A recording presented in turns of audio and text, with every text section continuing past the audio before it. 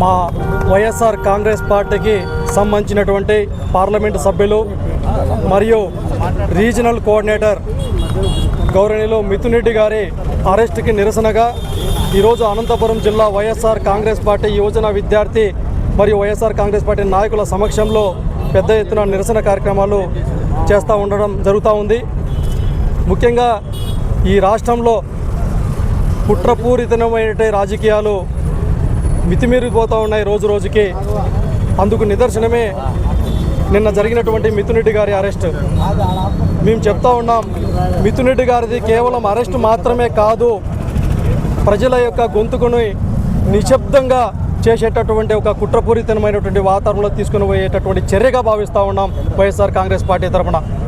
గత 13 నెలలుగా వైఎస్ఆర్ కాంగ్రెస్ పార్టీ అధ్యక్షులు జగన్మోహన్ రెడ్డి గారి నాయకత్వంలో చంద్రబాబు నాయుడు గారు ఇచ్చినటువంటి హామీల పట్ల ప్రజల గొంతుకగా ప్రజల పక్షాన ఎనలేనటువంటి కార్యక్రమాలు చేసి ప్రజలకు అండగా ధైర్యాన్ని ఇస్తూ చేసినటువంటి కార్యక్రమాల్లో భాగంగానే ఈరోజు చంద్రబాబు నాయుడు గారు భయపడి కుట్రపూరితమైన రాజకీయాలు చేస్తూ జగన్మోహన్ రెడ్డి గారిని ఇబ్బంది పెట్టాలా, వైఎస్ఆర్ కాంగ్రెస్ పార్టీని ఇబ్బంది పెట్టాలనేటటువంటిది ఎటువంటి సాక్ష్యాలు లేనటువంటి, ఎటువంటి ఆధారాలు లేనటువంటి కేసుకి లిక్కర్ కేసు అనేటువంటి ఒక పేరు పెట్టి ఒకరోజేమో 50,000 కోట్ల అవినీతి అంటారు, ఒకరోజేమో 30,000 కోట్ల అవినీతి అంటారు, మరొకసారి ఏమో 18,000 కోట్లు అంటారు, 3,000 కోట్లు అంటారు, ఇవాళ 2,000 కోట్లకు అంటే మతిస్థిమితం లేనటువంటి ఆరోపణలు చేస్తూ వైఎస్ఆర్ కాంగ్రెస్ పార్టీ నాయకులను ఇబ్బంది పెట్టేటటువంటి కార్యక్రమాలు చేస్తూ ఉన్నారు ఈ రాష్ట్రంలో.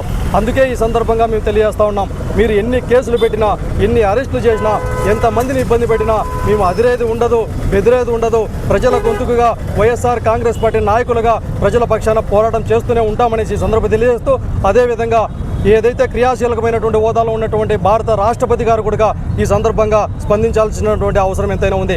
ఈ రాష్ట్రంలో రెడ్ బుక్ రాజ్యాంగం పేరుతో ప్రత్యేకమైనటువంటి పరిస్థితులు ఉన్నాయి. భారతదేశమంతా ఒక రాజ్యాంగం, డాక్టర్ బిఆర్ అంబేద్కర్ గారు రచించినటువంటి రాజ్యాంగం ఒకవైపు అయితే, ఎస్పెషల్లీ ఆంధ్రప్రదేశ్ రాష్ట్రంలో మాత్రం రెడ్ బుక్ పేరుతో ప్రతిపక్ష పార్టీలను, కార్యకర్తలను, నాయకులను ఇబ్బందులు పెట్టేటువంటి కార్యక్రమాలు చేస్తున్నారు. కాబట్టి ఇటువంటి చర్యలను ఖండించాల్సినటువంటి బాధ్యత భారత రాష్ట్రపతి పైన కూడా ఉందని తెలియజేస్తూ, అదేవిధంగా కేంద్ర ప్రభుత్వాన్ని కూడా డిమాండ్ చేస్తూ ఉన్నాం. ఈ రాష్ట్రంలో ప్రత్యేకమైన పరిస్థితులు ఉన్నాయి కాబట్టి దీన్ని చక్కబెట్టేటటువంటి ప్రయత్నాలు చేయండి, లేకపోతే ప్రజల తిరుగుబాటు మొదలవుతారు. ఎక్కడైతే అణిచివేత మొదలవుతుంది, ఎక్కడైతే అణిచివేత ఎక్కువ అవుతుందో తిరుగుబాటు భయంకరమైనటువంటి పరిస్థితుల్లో ఉందని తెలియజేస్తూ, వైఎస్ఆర్ కాంగ్రెస్ పార్టీ నాయకులుగా మీరు పెట్టేటటువంటి ఎన్ని కేసులు పెట్టినా బెదిరేది ఉండదు, అదిరేది ఉండదు అనేసి ఈ సందర్భంగా తెలియజేస్తూ, మిథున్ రెడ్డి గారిని ఏదైతే అరెస్ట్ చేశారో దాన్ని తీవ్రంగా ఖండిస్తూ ఉన్నాము. భవిష్యత్తులో కూడా మా యొక్క పోరాటం కొనసాగుతుందనేసి ఈ సందర్భంగా తెలియజేస్తూ ఉన్నాం.